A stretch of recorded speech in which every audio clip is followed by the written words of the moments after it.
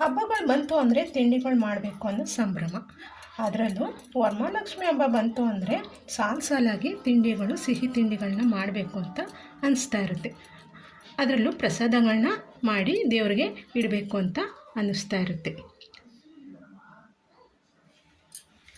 ಎಲ್ರಿಗೂ ನಮಸ್ಕಾರ. ಇದು ಲೀಲಾಸ್ ಕನ್ನಡ ಚಾನಲ್. ನನ್ನ ಚಾನಲ್ಗೆ ಇನ್ನೂ ಯಾರು ಸಬ್ಸ್ಕ್ರೈಬ್ ಮಾಡ್ಕೊಂಡಿಲ್ವೋ ಅವರೆಲ್ಲ ಸಬ್ಸ್ಕ್ರೈಬ್ ಆಗಿ ಅಂತ ಹೇಳ್ತಾ, ಇವತ್ತಿನ ರೆಸಿಪಿಯಲ್ಲಿ ಮೃದುವಾದ ರವೆ ಉಂಡೆನ ಮಾಡಿ ತೋರಿಸ್ತಾ ಇದ್ದೀನಿ.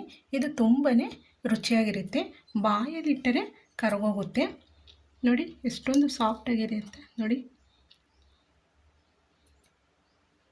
ಈ ರವೆ ಉಂಡೆನ ಯಾವ ರೀತಿ ಮಾಡೋದು ಅಂತ ನೋಡ್ಕೊಂಡು ಬರೋಣ ಬನ್ನಿ.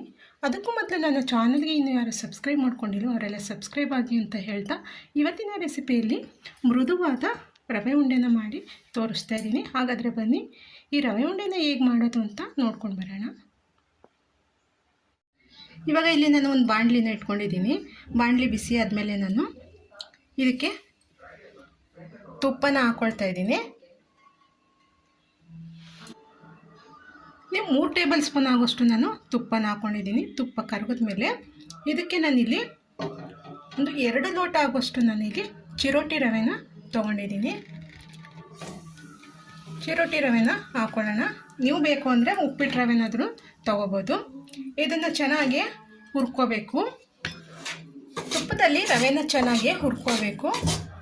ರವೆದು ಹಸಿ ವಾಸನೆ ಹೋಗೋ ತನಕ ಇದನ್ನು ಚೆನ್ನಾಗಿ ಹುರ್ಕೋಬೇಕು.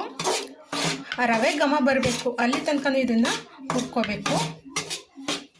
ಇವಾಗ ರವೆ ಘಮ ಬರ್ತಾ ಇದೆ. ಇವಾಗ ಇದಕ್ಕೆ ನಾವು ಸಕ್ಕರೆನ ಹಾಕ್ಕೊಳ್ಳೋಣ. ನಾನಿಲ್ಲಿ 1 ಲೋಟ ಆಗೋಷ್ಟು ನಾನು ಸಕ್ಕರೆನ ಹಾಕ್ಕೊಳ್ತಾ ಇದ್ದೀನಿ. ನಿಮಗೆ ಸಿಹಿ ನೋಡಿಕೊಂಡು ಹಾಕ್ಕೊಳ್ಳಿ. ಸಿಹಿ ಬೇಕು ಅಂದರೆ ಇನ್ನು ಸ್ವಲ್ಪ ಸಕ್ಕರೆ ಹಾಕ್ಕೊಳ್ಳಿ. ಇವಾಗ ಇದು ಚೆನ್ನಾಗಿ ಮಿಕ್ಸ್ ಆಗಬೇಕು. ಸಕ್ಕರೆ ರವೆ ಎಲ್ಲ ಮಿಕ್ಸ್ ಆಗಬೇಕು. ಸಕ್ಕರೆ ಎಲ್ಲ ಕರಗಬೇಕು. ರವೆ ಸಮೇತ ಕರಗಬೇಕು. ಅಲ್ಲಿ ತನಕ ಇದನ್ನು ಹುರ್ಕೋಬೇಕು. ಸಕ್ಕರೆನ ಪೌಡ್ರ್ ಮಾಡಿ ಹಾಕ್ಕೊಳ್ತಾರೆ. ಸಕ್ಕರೆನ ಪೌಡ್ರ್ ಮಾಡಿ ಹಾಕ್ಕೊಳ್ಳೋದ್ರಿಂದ ರವೆ ಉಂಡೆ ಮುದ್ದೆ ಮುದ್ದೆ ಥರ ಬಂದ್ಬಿಡುತ್ತೆ. ಬರೀ ಈ ಥರ ಹಾಕ್ಕೊಳ್ಳೋದ್ರಿಂದ ತುಂಬಾ ಚೆನ್ನಾಗೇ ಬರುತ್ತೆ. ಇದನ್ನು ಚೆನ್ನಾಗಿ ಮಿಕ್ಸ್ ಮಾಡ್ಕೋಬೇಕು. ಇವಾಗ ಇದಕ್ಕೆ ನಾನು ಅರ್ಧ ಕಪ್ ಆಗುವಷ್ಟು ನಾನಿಲ್ಲಿ ಕೊಬ್ಬರಿ ತುರಿನ ಹಾಕ್ತಾಯಿದ್ದೀನಿ. ಕೊಬ್ಬರಿನ ನಾನಿಲ್ಲಿ ಪೌಡರ್ ಮಾಡಿಬಿಟ್ಟು ಹಾಕ್ಕೊಳ್ತಾ ಇದ್ದೀನಿ. ನೀವು ಬೇಕು ಅಂದರೆ ಹಾಗೆ ತುರಿದ್ಬಿಟ್ಟು ಹಾಕೋಬೋದು.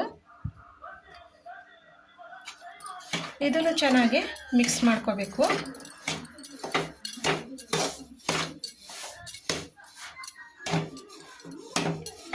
ಇವಾಗ ಇದಕ್ಕೆ ನಾವು ಏಲಕ್ಕಿ ಪೌಡರನ್ನು ಹಾಕೊಳ್ಳೋಣ. ಈ ದ್ರಾಕ್ಷಿ ಗೋಡಂಬಿನ ನಾನು ಮೊದಲೇ ಹುರಿದು ಇಟ್ಕೊಂಡಿದ್ದೆ. ಅದನ್ನು ಹಾಕ್ಕೊಳ್ಳೋಣ. ಹಾಕ್ಕೊಂಡು ಚೆನ್ನಾಗಿ ಮಿಕ್ಸ್ ಮಾಡ್ಕೊಳ್ಳೋಣ. ಇವಾಗ ಇದಕ್ಕೆ ನಾವು ಸ್ವಲ್ಪನೇ ಹಾಲು ಹಾಕ್ಕೊಂಡು ಕಲಿಸ್ಕೊಳ್ಳೋಣ. ಇಲ್ಲಿ ನಾನು ಹಾಲನ್ನು ಕಾಯಿಸ್ಬಿಟ್ಟು ಬಿಸಿ ಹಾಲನ್ನು ಹಾಕ್ಕೊಳ್ತಾ ಇದ್ದೀನಿ. ಸ್ವಲ್ಪನೇ ಹಾಕ್ಕೊಂಡು ಇದನ್ನು ಮಿಕ್ಸ್ ಮಾಡ್ಕೋಬೇಕು.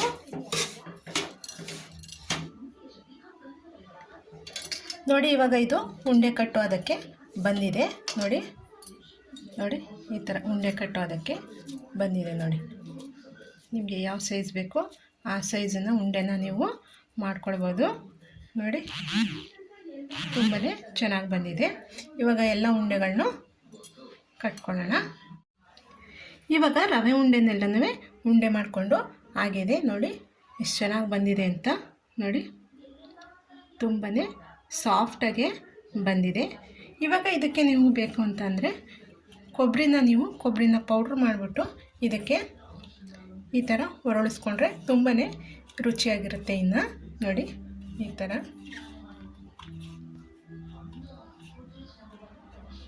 ಥರ ಹಾಕ್ಕೊಂಡ್ರೆ ಇನ್ನೂ ತುಂಬಾ ಚೆನ್ನಾಗಿರುತ್ತೆ. ನೋಡಿ ಈ ಥರ.